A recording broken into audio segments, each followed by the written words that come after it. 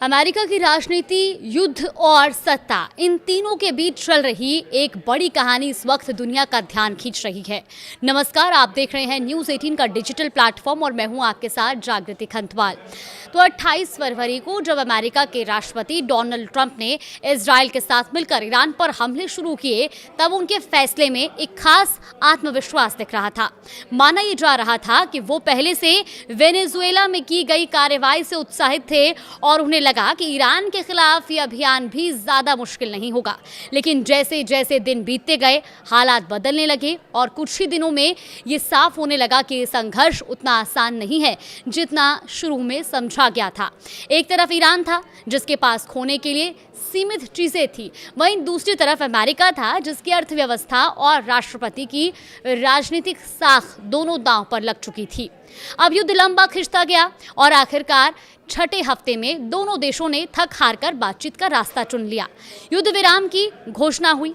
अब ईरान में इस युद्ध विराम के बाद जश्न का माहौल है, लेकिन अमेरिका में तस्वीर बिल्कुल अलग है। यहाँ राजनीतिक विवाद थमने का नाम नहीं ले रहा। एक रिपोर्ट के मुताबिक 85 से ज्यादा डेमोक्रेट सांसदों ने राष्ट्रपति डोनाल्ड ट्रंप को पद से हटाने की मांग की है। ये संख्या अपने आप में बड़ी है, क्योंकि इतने व्यापक स्तर पर विपक्ष का दबाव पहले कभी नहीं देखा गया था। सिर्फ यही नहीं, अमेरिका में एक और नैरेटिव भी जोर पकड़ रहा है। कुछ लोग ये मान रहे हैं कि ईरान के साथ ये युद्ध असल में एप्स्टीन फाइल से जुड़े गंभीर आरोपों से ध्यान हटाने के लिए शुरू किया गया था। हालांकि इस दावे की पुष्टि नहीं हुई है, लेकिन राजनीतिक माहौल को ये और ज्यादा गर्म जरूर कर रहा है। अब सवाल ये उठता है कि आखिर राष्ट्रपति को हटाने की मांग इतनी तेज क्यों हो रही है।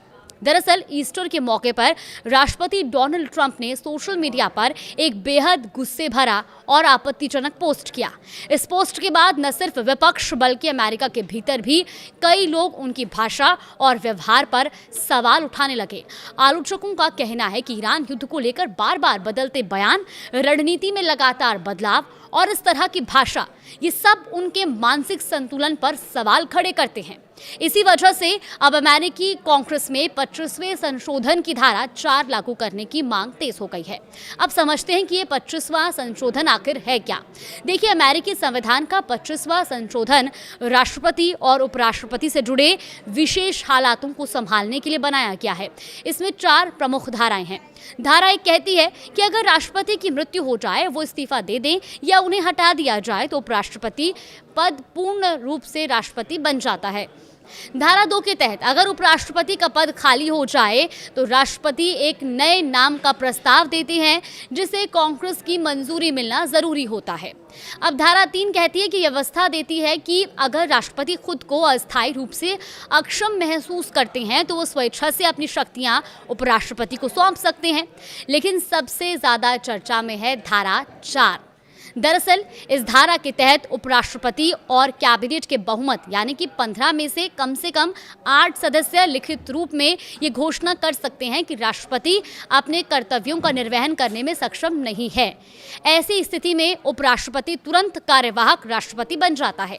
हालांकि अगर राष्ट्रपति इस फैसले को चुनौती देते हैं और कहते हैं कि वो पूरी तरह से सक्षम है, तो मामला कांग्रेस में जाता है और वहां उपराष्ट्रपति और कैबिनेट को 2/3 बहुमत से ये साबित करना पड़ता है कि राष्ट्रपति वास्तव में अक्षम है। अब यही वजह है कि ये प्रक्रिया आसान नहीं मानी जाती, लेकिन मौजूदा हालात में इसे एक विकल्प के तौर पर देखा जा रहा है। कई सांसदों का यह भी मानना है कि राष्ट्रपति डोनाल्ड ट्रंप की लगातार बदलती बयानबाजी और आक्रामक व्यवहार ये संकेत देते हैं कि स्थिति सामान्य नहीं है और इसी के चलते अब उपराष्ट्रपति और सत्तारूढ़ पार्टी के नेताओं से भी ये अपील की जा रही है कि वो आगे आएं और इस मुद्दे पर निर्णायक कदम उठाएं। तो कुल मिलाकर ईरान के साथ युद्ध विराम भले ही हो गया हो, लेकिन अमेरिका के भीतर एक नई राजनीतिक लड़ाई शुरू हो चुकी है जो सीधे राष्ट्रपति की कुर्सी तक पहुंच गई है। फिलहाल इसको लेकर आपका क्या मानना है, हमें कमेंट बॉक्स में अपनी राय जरूर दें।